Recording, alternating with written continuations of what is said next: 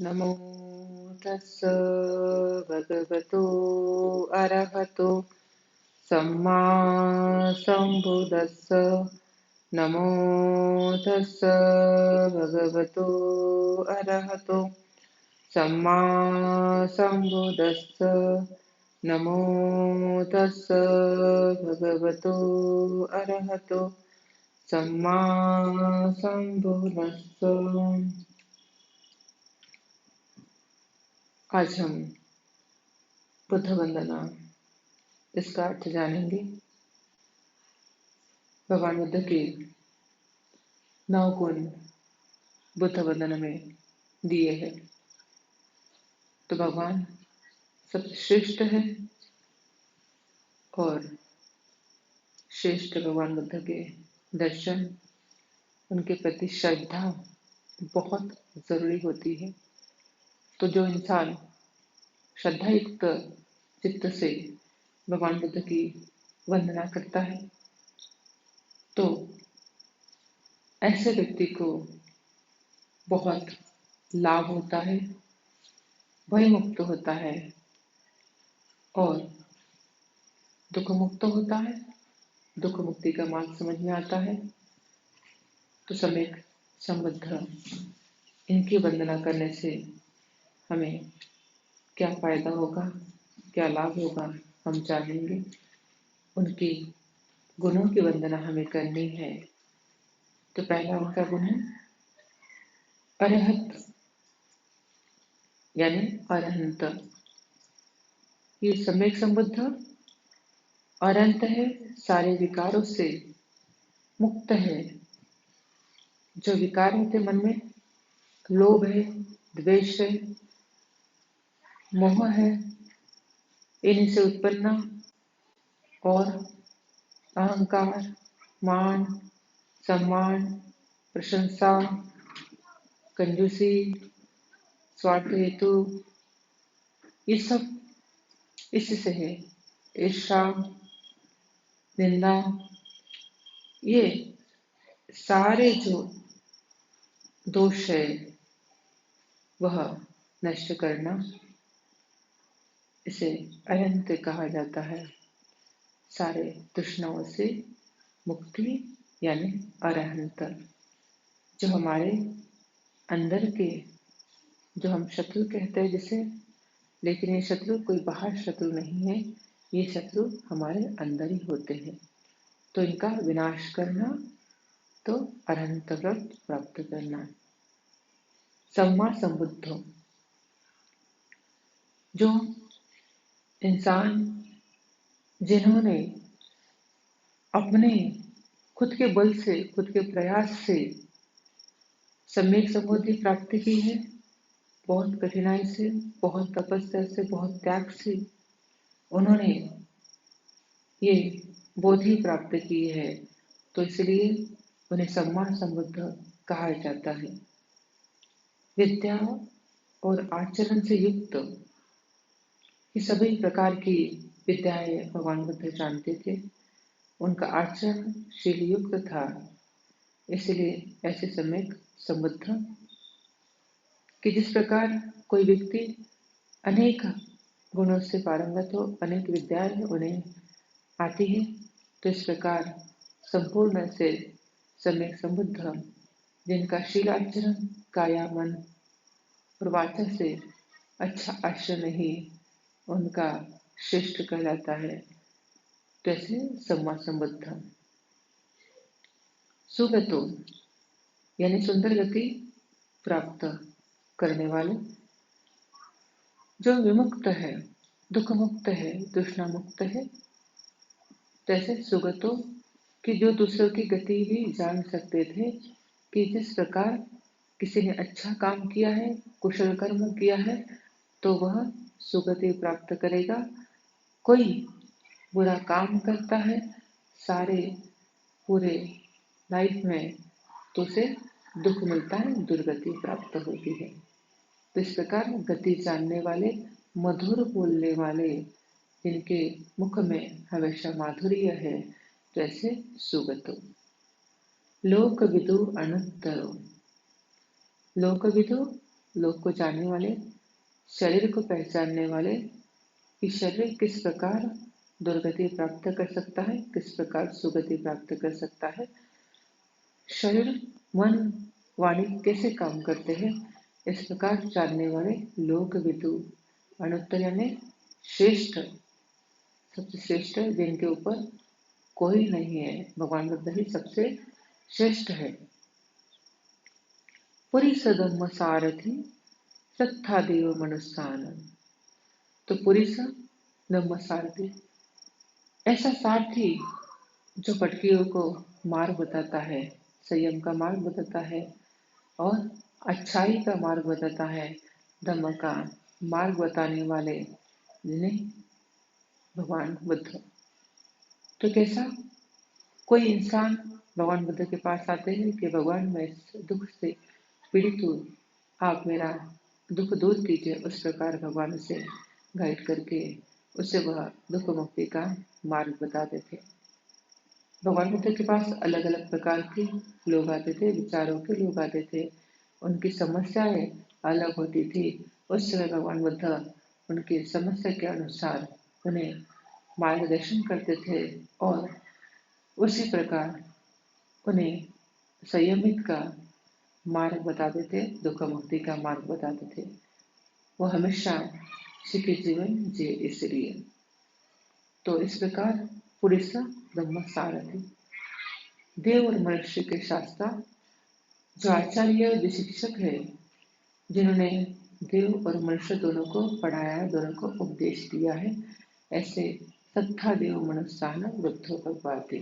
तो ऐसे हमारे भगवान थे, बुद्ध थे, जिन्होंने खुद ज्ञान प्राप्त किया है, इसलिए बुद्ध कहा जाता है। तो भगवान बुद्ध के ये 9 गुण है।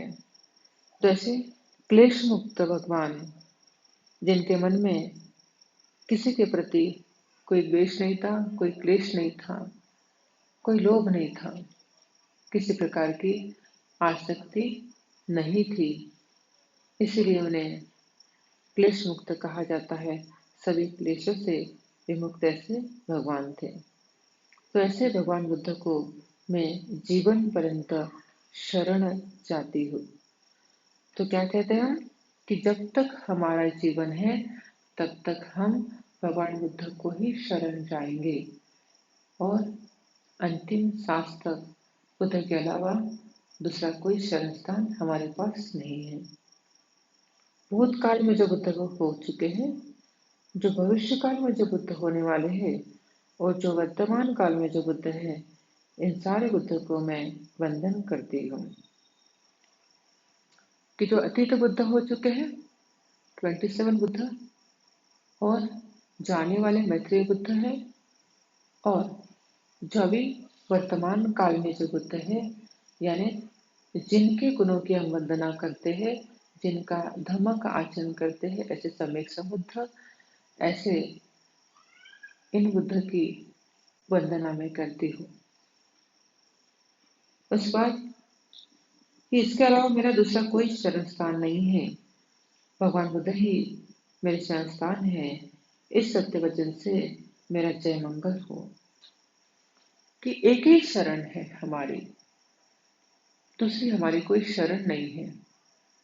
ना कोई साधु को, न कोई बाबा, न कोई पत्थर, न कोई देवी देवता, न कोई झाड़, न कोई पर्वत और न अन्य व्यक्ति जो हमें मार्ग बताए। तो एक ही शरण है, सम्यक संबुद्ध बुद्ध, कि जिन्होंने सच्चाई का मार्ग बताया है, धर्म का मार्ग बताया है, सुख का मार्ग बताया है, दुख मुक्ति का मार्ग बताया है। यही हमारे एक शरण स्थान है, इसलिए उनको ही हम शरण जाएंगे। इस सत्य वचन से मेरा कल्याण हो। भगवान बुद्ध के चरणों की हम वंदना करते हैं। अगर हमसे कोई अज्ञानवश भूल हो जाती है तो इसे भगवान हमें माफ करें। इस प्रकार कि काया वाचा मन से दिन भर में कोई हमसे भूल हो जाती है तो इस प्रकार भगवान बुद्ध को क्षमा याचना करनी चाहिए कि भगवान हमारे मन में अज्ञानवश यह भूल हो गई है, तो अभी हम हमेशा जागरूक रह के अलर्ट रह के कोई गलत काम नहीं करेंगे। तो आप हमें माफ कीजिए। उनकी चरण की वंदना। इस पृथ्वी पे भगवान बुद्ध के अलावा दूसरा कोई रत्न नहीं है।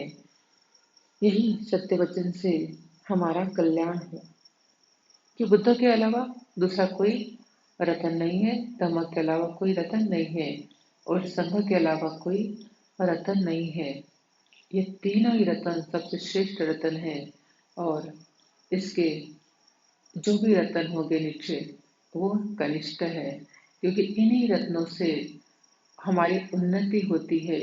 कोई हीरा खरीदने से हमारी उन्नति नहीं होगी। तो ये ऐसे रतन हैं जिन रतन से हम दुखों की मुक्ति प्राप्त कर सकते हैं, भवचक्र से मुक्त हो सकते हैं। तो इसीलिए हमें इसी रतन को शरण जाना है। तो यही सत्य वचन से हमारा कल्याण हो। जो श्रेष्ठ बोधि वृक्ष है उसके नीचे ध्यान करने के लिए जब भगवान बुद्ध बैठे थे, उसी समय मारसेनी को भगवान बुद्ध ने पराजित किया और संबोधि प्राप्त की और जो अनंत ज्ञान है, अनंत ज्ञान हासिल किया। उस अनंत ज्ञानी लोकोत्तर भगवान बुद्ध को मैं प्रणाम करती हूँ। इस प्रकार भगवान बुद्ध की वंदना है। इस वंदना में गुणों की वंदना दी गई है। कुछ मांगना नहीं है हमें। जो बुद्ध के गुण हैं वही गुण हमारे अंदर आने चाहिए। हमारा आचरण अच्छा होना चाहिए। हमारा काया वचन मन से शुद्धि होनी चाहिए। यही हम यहाँ सीखेंगे। बुद्ध की वंदना से भगवान हमें कुछ देने वाले नहीं है। उनकी पूजा करने से, उनको कुछ मांगने से हमें कुछ मिलने वाला नहीं है। तो भगवान कहते हैं कि खुद कष्ट करो, खुद प्रयास करो, शील का पालन करो, ध्यान साधना करो, अपने आप मार्ग मिलेगा। कोई और आपको पार करवाने वाला नहीं है। तो आपको खुद आपकी नैया चला के आपको पार जाना है। यानी आपका जो भी संकल्प है, अच्छा संकल्प है, वो अगर आपको पूरा करना है तो इसीलिए आपको खुद ही प्रयास करना है। कि जैसे कि किसी में को मेरिट आना है, खुद वो पढ़ाई करेगा तब मेरिट आएगा। कोई माता पिता उसे हेल्प नहीं कर सकते मेरिट आने के लिए, तो खुद का प्रयास खुद। जिसे भूख लगती है उसे ही खाना होगा। कोई और खाना खाए तो उसका पेट नहीं भरेगा। तो हर समय जो दुखों से मुक्त होना चाहता है, जो सुखी होना चाहता है, जो खुद के लोभ, दोष और मोह कम करना चाहता है, उसको खुद को ही प्रयास करना है। कोई और हमें पार नहीं लेके जाने वाला है। तो हमारे दोष ही हम अगर हम देखते हैं तो हो सकता है उससे हम मुक्ति भी प्राप्त कर सकते हैं। तो इसलिए बुद्ध की वंदना सबसे श्रेष्ठ है। जिनको भय होता है, अक्सर कोई न कोई भय होता है, किसी चीज से भय होता है, किसी व्यक्ति से भय होता है, तो भगवान बुद्ध की वंदना बोलने से मन में का भय दूर होता है। तो ये बहुत बड़ा लाभ बुद्ध की वंदना से है। भगवान बुद्ध की वंदना बोलने से श्रद्धा उत्पन्न होती, विश्वास उत्पन्न होता है। तभी हमें कार्य सफल होते हैं। हमारे मन में मिथ्या दृष्टि उत्पन्न नहीं होती, बुरी धारणाएं उत्पन्न नहीं होती है। अंधश्रद्धा और कर्म कांडों से हम मुक्ति प्राप्त कर सकते हैं भगवान बुद्ध की वंदना से। क्योंकि भगवान तो श्रेष्ठ है। उन्होंने अंधश्रद्धा का मार्ग नहीं बताया, कर्म कांडों का मार्ग हमें नहीं बताया है। इसलिए हमें वो समझ में आता है कि भगवान कहते हैं कि खुद के ऊपर विश्वास करो, बाकी कोई हमें सहारा नहीं देने वाला। तो अंधश्रद्धा, जो मिथ्या दृष्टि, जिससे हमें लगता है कि कोई हमें अपेक्षा इच्छा पूरी करके देंगे, इसलिए हमें वो काम करना चाहिए, तो उससे ही हमारी हानि होगी, हमारा बुरा होगा। तो कर्म कांड किस लिए करते हैं? हमारी इच्छा पूर्ण करने के लिए, संपत्ति के लिए, या वैभव प्राप्त करने के लिए, लड़का लड़की प्राप्त करने के लिए। तो कर्म कांडों से मुक्ति होगी। ये सच्चाई पता चलेगा कि कर्म कांड करने से कुछ नहीं मिलता है, तो दुख बढ़ते हैं। बुरी धारणाएं, गलत धारणाएं कि कोई चमत्कार है, कोई कुछ कर लेगा, कोई कुछ करा देगा, तो इस प्रकार की बुरी धारणाएं भी भगवान बुद्ध की वंदना से दूर होती है। मन का सभी भय दूर होता है। तो लाभदायी है भगवान बुद्ध की वंदना बोली। तो जब भी हम सच्चे दिल से भगवान बुद्ध की वंदना बोलते हैं, बहुत श्रद्धा से भगवान बुद्ध को फूल अर्पित करते हैं, अगरबत्ती मोमबत्ती लगाते हैं, तो वही हमें बहुत लाभदायी होता है। तो यहाँ से हम वंदना बहुत अच्छी तरह सीख पाएंगे, बोल पाएंगे, ताकि हमारे जीवन में भी भगवान बुद्ध की तरह खुशी हो और दुख और मुक्ति का मार्ग हमें मिल पाए। तो बुद्ध वंदना का